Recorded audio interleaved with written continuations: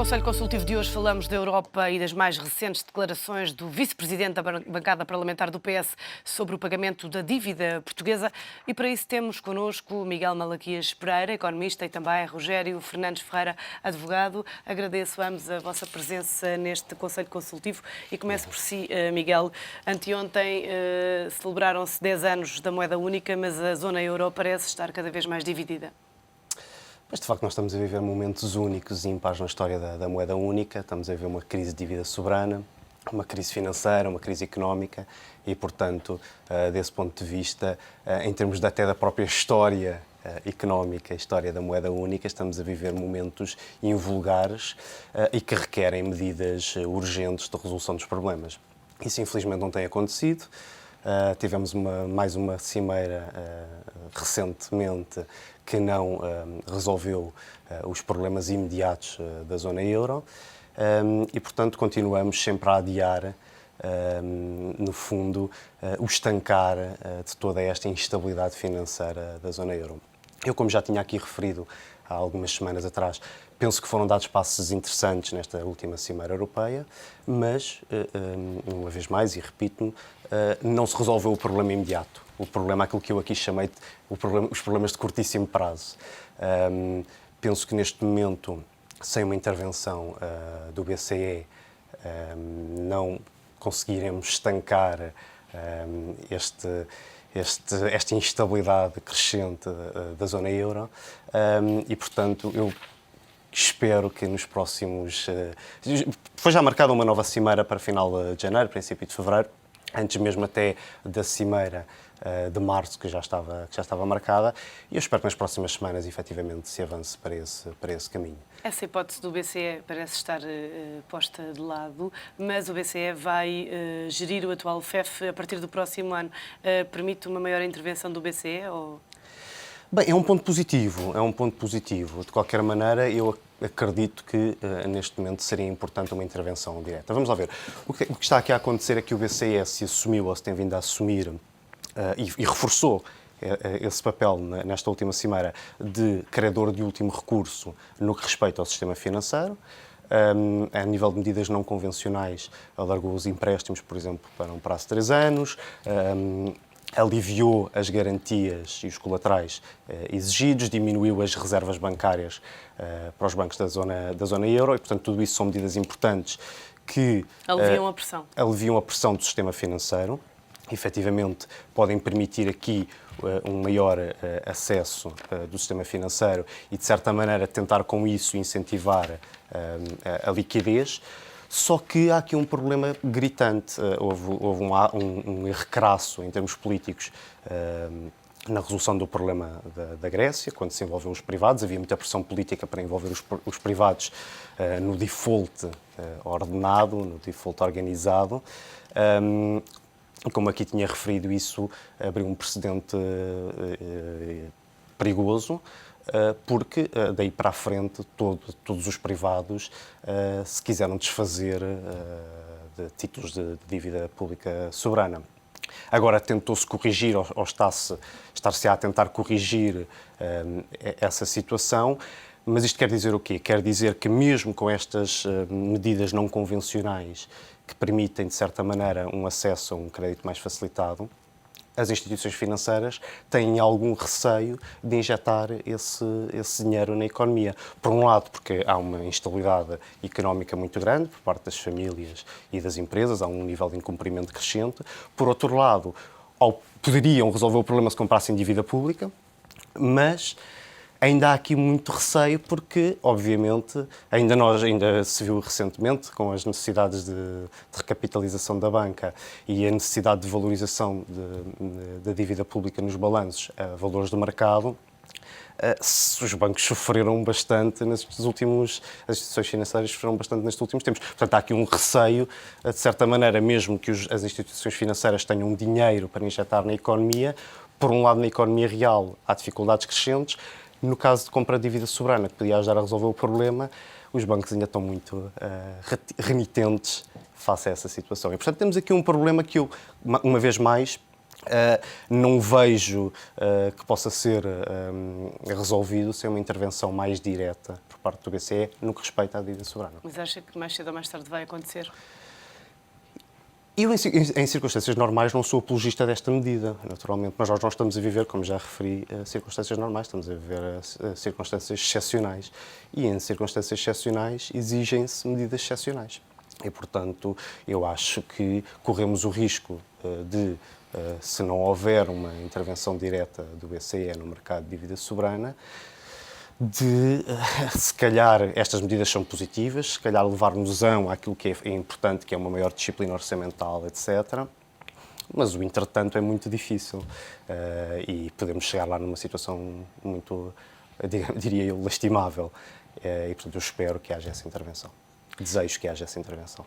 Rogério, a Irlanda admitiu esta semana fazer um referendo sobre a saída do euro. O que é que implicaria esta saída a acontecer? Eu diria, apesar de tudo, que esta posição irlandesa, tanto quanto sei, é do líder da oposição.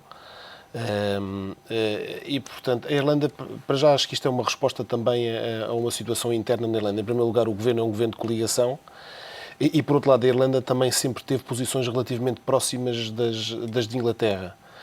Não é por acaso que, digamos, que entrou na União Europeia no mesmo momento. E, por outro lado, os interesses também se cruzam um pouco com as posições inglesas e um pouco pró-americanas. Portanto, justifica-se um pouco esta não sintonia tão grande digamos, com outros países europeus. Isto por um lado. Portanto, por um lado, a questão interna, a política interna, por outro lado também esta posição da Irlanda estratégica também da Irlanda. Por outro lado, nós também verificamos que a Irlanda tem tido um pouco este comportamento noutras situações. Eu estou a pensar quando do Tratado de Nice. Também, como nós sabemos, em 2001 e 2002 houve um problema idêntico com um referendo que depois acabou por vir a ser aprovado.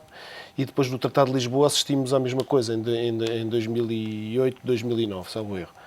Portanto, não me surpreende ao mesmo tempo a afirmação.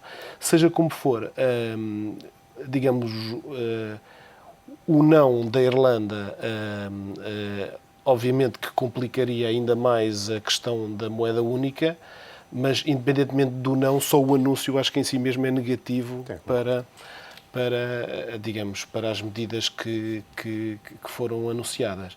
E que se prendem também, digamos, com mais transferência de soberania e mais controle, nomeadamente orçamental e provavelmente fiscal, ao nível da União Europeia. Portanto, com esta transferência de soberania, que é uma coisa que normalmente não agrada à generalidade dos países, mas não agrada especialmente a países, digamos, de língua inglesa, que são um pouco avessos a estas medidas. Portanto, isto também é uma resposta, eu diria, à opinião pública interna e tem um pouco, as explicações andam um pouco à volta destas indicações. Mas, para já, a Irlanda diz que é apenas uma hipótese, mas a acontecer colocaria em causa o cumprimento à risca do que foi acordado na semana passada e que, segundo Angela Merkel, teria que ser cumprido à risca. Pois é evidente que sim, não é? Portanto, é evidente que sim. E mais do que isso, é um mau exemplo e é uma má indicação que se dá aos mercados neste momento. Portanto, acho que desse ponto de vista, só o mero anúncio acho que é uma má notícia para as medidas que foram tomadas a 9 de dezembro e que irão ser concretizadas agora, tudo indica, no final de janeiro ou princípios de fevereiro. É um bocadinho como a Grécia fez, que depois de receber ajuda decidiu referendar. Eu acho que é mais uma resposta, neste momento, de política interna, mas com algumas consequências ao nível dos mercados negativas, não é? A Irlanda, Miguel, também prevê uma reentrada total nos mercados de emissão de dívida em meados de 2013. Parece-lhe um prazo execuível? Parece-me um prazo difícil. Bem, a Irlanda, dos 3 países que estão a ser intervencionados, é de longe o que está com uma situação mais favorável no momento presente. De qualquer maneira, parece-me que os prazos que mencionou são... Hoje em dia vivemos momentos de grande incerteza e, portanto, é difícil fazer previsões com alguma certeza. Mas parecem prazos difíceis, do mesmo modo que acontecerá provavelmente em Portugal. São prazos, esta reentrada nos mercados, no financiamento através dos mercados e não através das instituições internacionais, dos programas de apoio económico e financeiro que estão estabelecidos, parecem bastante pouco prováveis, digamos assim. No momento presente, agora, claro, efetivamente, se resolvermos a situação de forma bastante célere, se calhar daqui a um ano a situação muda de forma dramática, neste caso para um aspecto positivo. Parece-me que, tal como acontece em Portugal, o caso da Grécia é um caso mais grave, sendo possível essa reentrada, esse regresso aos mercados, irá depender muito das decisões europeias que forem sendo tomadas ao longo destes próximos meses. Concorda com o antigo comissário europeu António Vitorino, que ainda esta semana, em entrevista à Antena 1, disse que Portugal conseguiu descolar-se da Grécia? Sim, eu penso que Portugal se descolou da Grécia, ainda não se conseguiu, infelizmente, colar à situação irlandesa, porque de facto é a mais favorável dos três casos, e descolou-se da Grécia em vários aspectos, do ponto de vista social. A Grécia tem tido muitas greves gerais, por exemplo. Nós, embora tenhamos encetado... Nós também vamos tendo algumas. Exatamente. Nós, embora também tenhamos encetado esse processo, não são comparáveis. O número de greves gerais na Grécia e em Portugal é incomparável. Mesmo ao nível do cumprimento do Programa de Apoio Económico e Financeiro, Portugal tem tido um desempenho, diria eu, positivo, tem cumprido todas as metas trimestrais, quantitativas, o próprio objetivo do déficit está decididamente e folgadamente cumprido, com a transferência dos fundos de pensões. A nível das ditas medidas estruturais, nós para este ano tínhamos cerca de 200 medidas estruturais, 193 medidas estruturais para cumprir, e estão todas implementadas a bom ritmo, e portanto eu diria que o ponto de situação, a avaliação global da implementação do Programa de Apoio Económico e Financeiro a Portugal ao longo destes últimos 7 meses, fará amanhã 7 meses após a assinatura do primeiro memorando, 17 de maio, é francamente positivo, coisa que não acontece no caso grego. Naturalmente, a recuperação económica no caso irlandês é mais positiva, porque também iniciou esse mais processo cedo. De forma exatamente mais cedo. O meu desejo é que nós consigamos, daqui a alguns meses, olhar para trás e dizer que valeu a pena, que estamos a encetar um processo de crescimento sustentável. Na sua opinião, Portugal está determinado em mudar de vida? Eu espero que sim, porque infelizmente temos mesmo que mudar de vida. Infelizmente no sentido porque de facto tínhamos uma vida, entre aspas, confortável. Pelo preço que estamos a pagar, é isso? Pois é, infelizmente pelo preço que estamos a pagar e que iremos pagar, porque eu creio que o pior ano de toda esta recuperação, de toda esta reformulação, reestruturação, o que queiramos chamar... É o próximo. É o próximo, naturalmente. O pior ainda está para vir. O pior ainda está para vir. Rogério, acha que, por outras palavras, pergunto-lhe, acha que Portugal aprendeu com os erros do passado ou as recentes declarações tornadas públicas de José Sócrates e também mais recentemente do vice-presidente da bancada parlamentar do PS, Nuno Santos, sobre o pagamento da dívida, mostra que não será bem assim? Eu diria que, apesar de tudo, quer umas, quer outras, acho que foram um bocadinho empoladas também pela comunicação social e, portanto, eu diria que, apesar de tudo, são alguns fediveres políticos. Mas as palavras foram ditas. Claro que sim, mas seja como for, o que me parece é que nós vivemos um programa de ajustamento económico-financeiro que obriga Portugal a tomar algumas medidas que não foi possível, do ponto de vista político, infelizmente, tomar ao longo dos anos anteriores.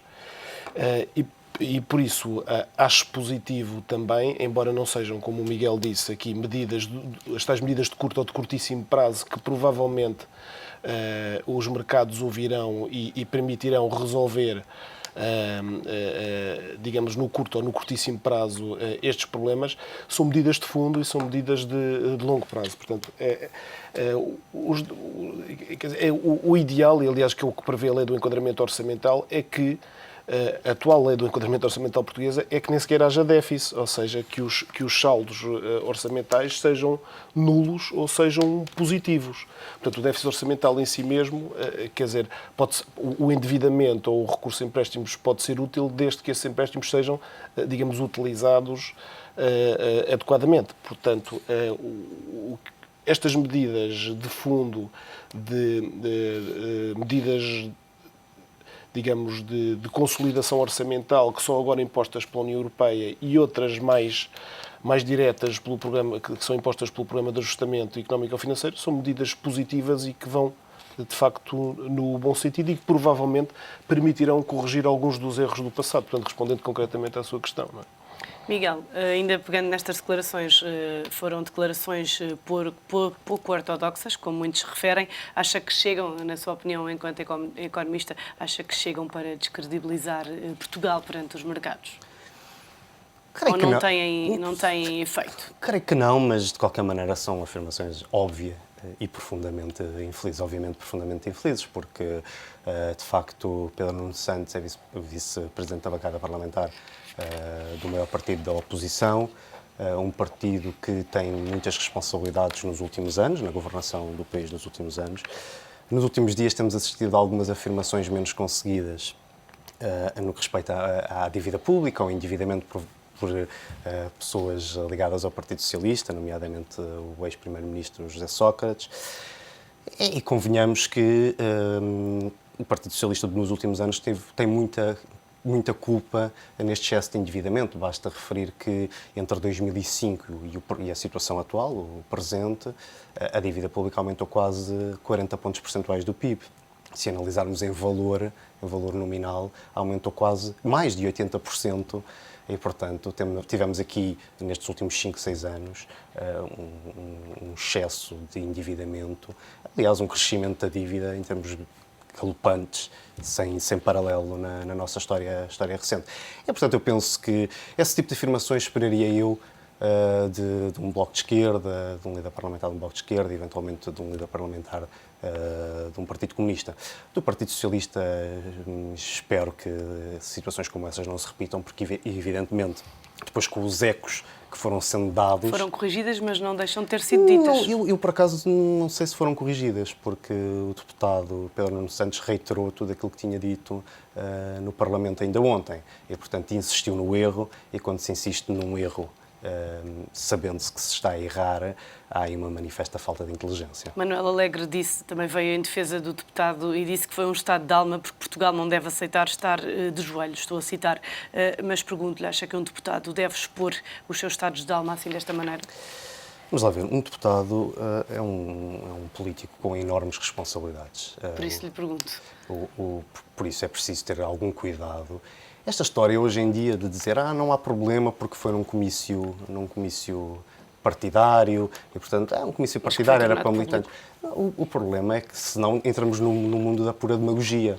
Nos comícios partidários pode-se dizer tudo aquilo que queiramos dizer e depois, em termos oficiais, temos outro discurso. Eu penso que tem que haver aqui alguma coerência no discurso político, porque é isso que credibiliza a classe política e, neste caso concreto, de enorme instabilidade, num momento em que Portugal precisa de assumir-se enquanto devedor e precisa de calma credível. Também. Exatamente. Eu penso que afirmações deste género não produzem nada de positivo para o país. Rogério, já numa encarnação do PSD, criticou o PS, disse que, por ter assinado o resgate e agora pedir a sua suspensão, isto tremerá as pernas dos trabalhadores e dos pensionistas.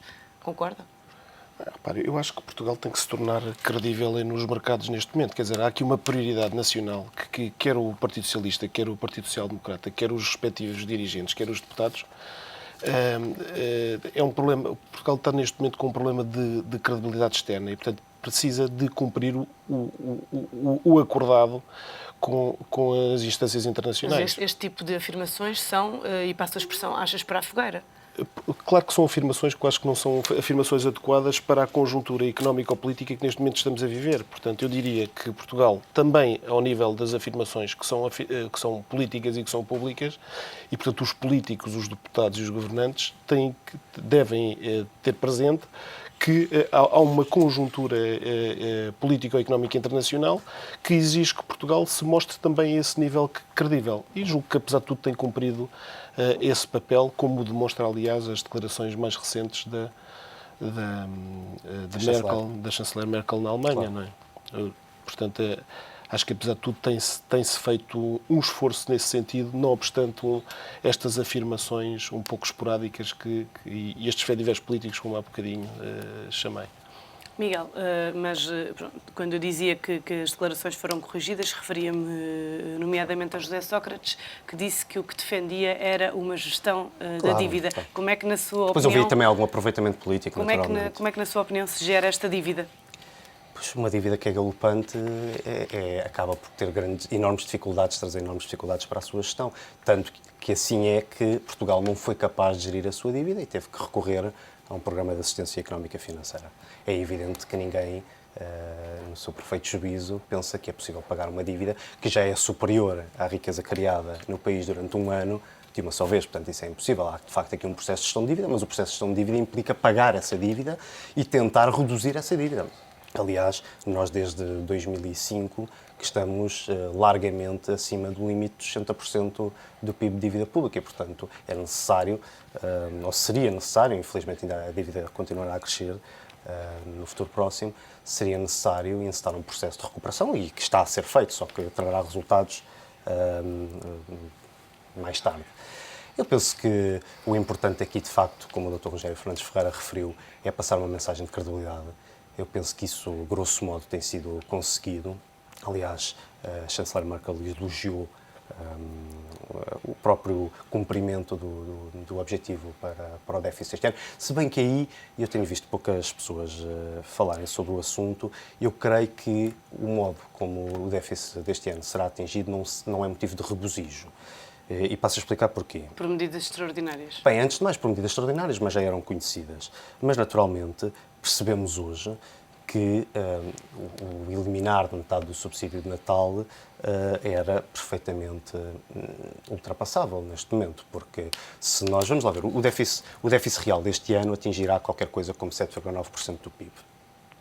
Se, como ao que tudo indica, os fundos de pensões da banca, os 6 mil milhões de euros da banca, forem transferidos e incorporados todos este ano, como parece que assim vai ser, o déficit passaria para cerca de 4,3% do PIB, portanto, muito abaixo dos 5,9% exigidos.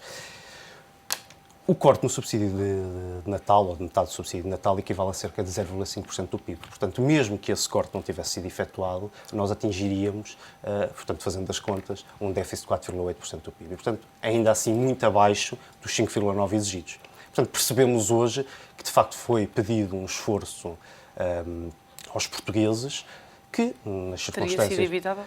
Teria sido evitável, sabendo-se aquilo que se sabe hoje. Eu acho que o Governo procedeu bem na altura, porque não sabia que podia incorporar de uma só vez todo o montante dos fundos de pensões. Agora, objetivamente, o resultado final, e depois é fácil, de facto, de analisarmos, temos que lamentar essa eliminação de metade do subsídio de Natal. Mas o Governo agora já não poderia voltar com a palavra atrás. O problema é que o Governo agora não poderia voltar com a palavra atrás, mas há aqui efeitos nefastos desta situação, porque, como se sabe, também eliminando metade do subsídio de Natal, o consumo diminuiu, houve aqui Tem repercussões a vários níveis. Tem repercussões a vários níveis, a nível do crescimento económico. Mas depois há outra situação que me preocupa ainda mais, e sinceramente não tenho ainda visto esclarecimentos nessa matéria, que se prende com o seguinte: o Governo, e bem na minha perspectiva, pretende utilizar parte destes fundos, das receitas incorporadas provenientes destes fundos de pensões para pagar dívidas a fornecedores, nomeadamente na saúde. Nomeadamente na saúde, os hospitais EPE, que ascendem a cerca de 2,1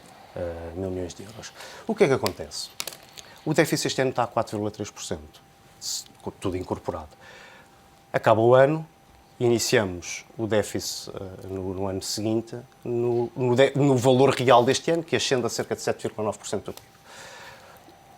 Estavam previstas medidas de correção que ascendem sensivelmente a 5,3% do PIB, de molde a atingir o déficit esperado de 4,5% no próximo ano. Porque há aqui efeitos de recessão económica e, portanto, é necessário um esforço superior, cerca de 5,3% do PIB. Se o Governo decidir pagar, com parte dos fundos de pensões, as dívidas a fornecedores. A receita foi toda incorporada este ano, mas para o ano há uma despesa. E, portanto, se não houver uma medida de compensação e há uma despesa, é entidades fora do perímetro de consolidação. Portanto, não há aqui poderia nenhuma... ser essa, na sua opinião? Não sei, mas eu acho que isso deveria ser explicado, porque senão dá a entender que para o ano, para além dos 9 mil milhões de euros que já estavam previstos para corrigir o déficit, para conseguirmos passar do déficit real para os 4,5%, poderão ter de ser necessárias novas medidas adicionais. E é isso que eu gostava de ver explicado, ou então há aqui algum motivo de negociação, alguns parâmetros que nós não conhecemos ainda, que poderão ser objeto de negociação com as entidades internacionais. Acha que Portugal vai precisar de pedir mais dinheiro? A nível do programa ou a nível... A nível do programa?